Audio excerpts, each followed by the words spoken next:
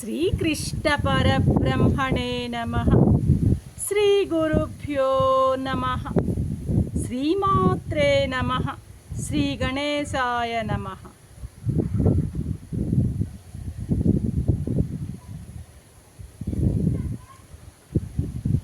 ప్రియాత్మ బంధువులారా, నిత్య జీవితంలో భగవద్గీత 431వ భాగము 16వ అధ్యాయం దైవాసుర సంపత్ విభాగ యోగం. నేనటి ఎపిసోడ్లో కృష్ణ పరమాత్మ ఆవేశంగా ఆగ్రహంగా ఈ ఆసురీ గుణ సంపన్నులను గురించి, ఈ ఆసురీ గుణాలని గనక మీరు వదలనట్లయితే, ఇందులోనే జీవితాన్ని కడతేర్చేటట్లయితే మిమ్మల్ని హీనయోనుల్లోనికి, అంటే నికృష్ట జన్మలలోనికి మిమ్మల్ని విసిరి పారేస్తాను అని తీవ్రంగా హెచ్చరించడం జరిగిందనమాట. ఇప్పుడు ఈ 20వ శ్లోకంలో అటువంటి నికృష్ట జన్మలలో పడిన తరువాత వారి యొక్క స్థితి ఎలా ఉంటుందో దాన్ని వివరించబోతున్నారు ఈ 20వ శ్లోకంలో. ఏమంటున్నారు స్వామి? అసురీం యోని మాపన్నా మూఢా జన్మని జన్మని మామ ప్రాప్యైవ కౌంతేయ తతో యాంత్యధమాం గతిం అంటున్నారు స్వామి అనమాట. కుంతి కుమారా, ఆ మూఢులు ఎవరు? ఆ మూఢులు ఆసురీ సంపన్నులు, తనలోనూ ఇతరులలోనూ కూడాను ఉన్నటువంటి పరమాత్మని చూడలేనటువంటి ఆసురీ గుణాలని బాగా పుణికి పుచ్చుకున్నటువంటి ఆ ఆసురీ సంపన్నులు, ఆ మూఢులు మాటి మాటికి ఆసురీ జన్మలయందే పుడుతూ చచ్చుచు, పుట్టడం చావడం, అదే ఆ ఆసురీ జన్మలలోనే పుట్టడం చావడం అనేటువంటి ఆ యొక్క చక్రంలో బంధింపబడి నన్ను చేరక వాళ్ళు మరింత అధోగతి పాలవుతున్నారయ్యా అంటున్నారు ఈ 20వ శ్లోకంలో అన్నమాట. ఇప్పుడు భగవంతుడు మనకు ఒక గొప్ప అవకాశం ఇచ్చాడు. ఏంటి అవకాశం? అపూర్వమైనటువంటి దుర్లభమైనటువంటి మానవ జన్మనిచ్చాడు.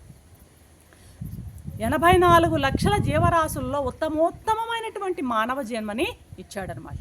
దేవతలకు కానీ లేక అటు పశుపక్షాదులకు కానీ లభించినటువంటి అపూర్వమైనటువంటి వరం అన్నమాట ఇది మానవ జీవితం అనేది అనమాట. మరి ఇటువంటి మానవ జీవితాన్ని సార్థకం చేసుకుని ఒకవైపు అటు దేవత కావచ్చు, ఇటు అసురుడు కావచ్చు అనమాట. అంతా కూడాను ఈ మానవుని చేతిలోనే ఉంది. ఆ అవకాశం మానవునికి పూర్తిగా భగవంతుడు ఇచ్చిన్నాడనమాట. కర్మజీవులు అన్నమాట మానవులు అన్నవాళ్ళు. కాబట్టి దీన్ని సార్థకం చేసుకొని దేవత కావచ్చు, లేకపోతే దుర్వినియోగం చేసుకుని అసురుడు కావచ్చు. 2 చేతులు ఇచ్చాడు దేవుడు మనకి. ఎందుకు ఇచ్చాడు 2 చేతులు అంటే, కర్మాధికారం ఉందన్నమాట. కర్మ చేసేటువంటి అధికారం మానవునికి మాత్రమే ఉంది. నీ కర్మకు నీ గతికి నీవే అధికారివి నాయనా. నువ్వు చేసే పనికి, నువ్వు పొందేటువంటి గతికి, భవిష్యత్తులో నువ్వు ఏం కావాలనుకుంటున్నావో అది నీ చేతల మీదే ఆధారపడి ఉంది అన్నట్టు దానికి గుర్తుగా భగవంతుడు మనకి 2 చేతుల్ని ఇచ్చాడనమాట. పశుపక్షాదులకు ఏమి ఇచ్చాడు? మూతులు మాత్రమే ఇచ్చాడు. మనకు చేతులు ఇస్తే పశుపక్షాదులకు మూతులు మాత్రమే ఇచ్చాడనమాట. అంటే ఏంటి? అవి భోగజన్మలవి, భోగజీవులు, భోగజన్మలవి. భోక్తృత్వం కానీ భోక్తృత్వం మీదనే ఉంటాయి, ఆధారపడి ఉంటాయి, కానీ కర్తృత్వం వాటికి లేదన్నమాట. భోగజీవులు ఏవి? ఆ పశుపక్షాదులు భోగజీవులు. దేవతా జన్మలు కూడా భోగజీవులే అనమాట. వాళ్ళకి కర్తృత్వం లేదు. కర్తృత్వం ఉన్నది అన్న దానికి గుర్తుగా మనకి భగవంతుడు చేతుల్ని ఇచ్చాడు, బుద్ధిని పెట్టాడనమాట.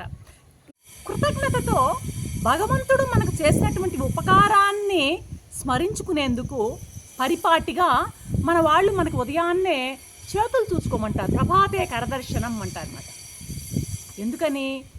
కరాలిచ్చి వరాలిచ్చి నరజన్మనిచ్చినటువంటి నారాయణ్ణి ప్రథమం ఉదయం లేస్తూనే జ్ఞాపకం చేసుకో అనేటువంటి సూచన అందు దాగి ఉందన్నమాట. కాబట్టి బ్రతుకు అనేటువంటి రథానికి భగవంతుని ముందు పెట్టుకోవాలి. భగవంతుని ముందు పెట్టుకుని ఒక చేత్తో భగవంతుని పట్టుకుని మరో చేత్తో మన యొక్క లౌకికమైనటువంటి కార్యాలన్నీ కూడా నెరవేర్చుకోవాలి.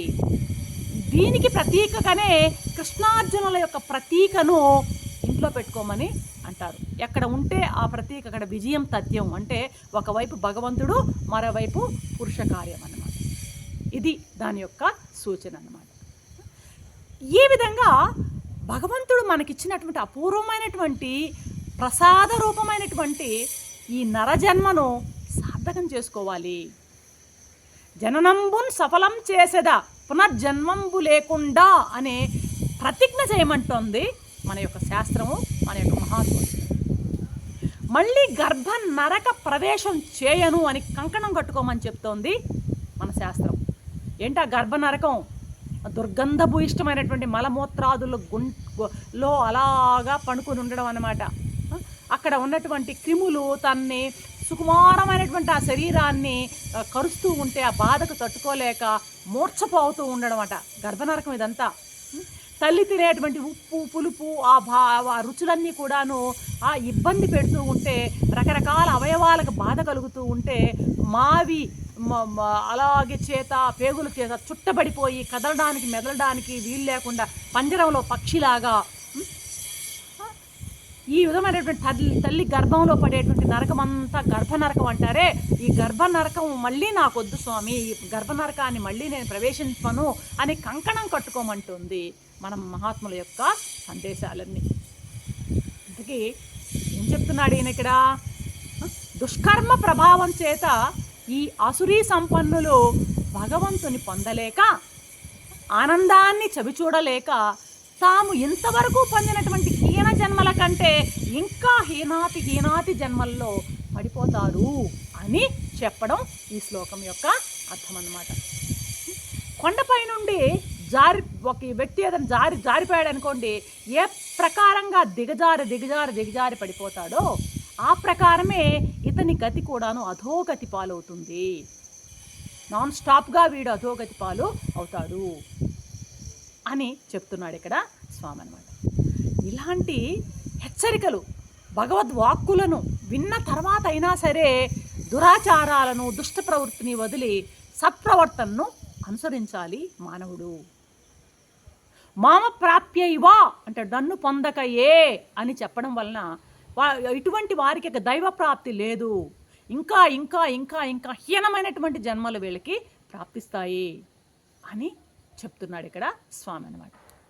అయితే భగవంతుడు దయాస్వరూపుడు కదా, కరుకుగా కఠినంగా ఇలాంటి మాటలు ఏం మాట్లాడుతున్నాడు అని మనకి ఆశ్చర్యం కలగచ్చు. ఏంటి ఇట్లా చెప్తున్నాడు స్వామి? శపించినట్టున్నాయే ఈ మాటలన్నీ, వరాల్లాగా లేవనిపిస్తున్నాయి అన్నమాట. ప్రపంచాలు, ప్రభుత్వాలు ఎవరైనా సరే తప్పు చేసిన వాళ్ళకి శిక్ష ఇస్తారు, ఖైదు వేస్తారు, జుల్మానా విధిస్తారు, తిరిగి ప్రాయశ్చిత్తం చెప్తూ ఉంటుందండి దాని వాటికి. మరి భగవానుడు ఏమిటి ఇక్కడ ప్రాయశ్చిత్తమే చెప్పలేదే ఈ శ్లోకంలో అని మనకి అనిపించవచ్చు. మలయాళ స్వామి వారు తమ యొక్క రచనల్లో ఒక దగ్గర ఈ శ్లోకం వచ్చిన తర్వాతట ఆయన పెన్ను సాగలేదట. ఎందుకంటే ఏంటిది భగవానుడు ఇంత కఠినంగా ఈ విధంగా ఉందే ఈయన ప్రవృత్తి, మరి ఇటువంటి జీవులకు కనీసం ప్రాయశ్చిత్తం చెప్పలేదే అనేటువంటి బాధతోనట ఆయన కలం సాగలేదు, నాది ఆపేశాను అని రాసి ఎక్కడో చదవడం జరిగిందనమాట. కాకపోతే మన తర్వాతి శ్లోకంలో ఇటువంటి వారికి ప్రాయశ్చిత్తం ఏమైనా తప్పక చెప్పకుండా ఉండడు స్వామి, చెప్తారేమో చూద్దామన్నమాట.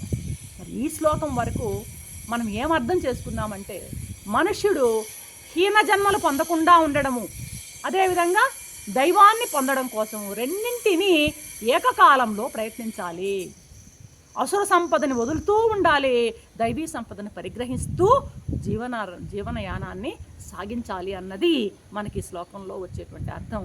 రేపటి ఎపిసోడ్లో మరొక అంశంతో మీ ముందుంటాను. అంతవరకు సెలవు.